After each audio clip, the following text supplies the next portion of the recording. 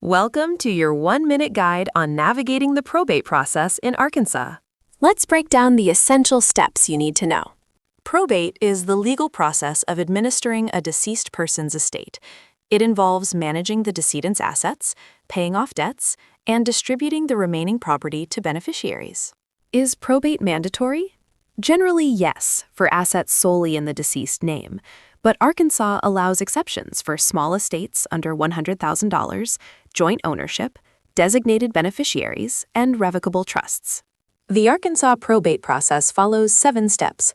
File the will and petition, notify heirs and creditors, appoint a personal representative, inventory the assets, pay debts and taxes, distribute the remaining estate to the heirs, and finally, close the estate.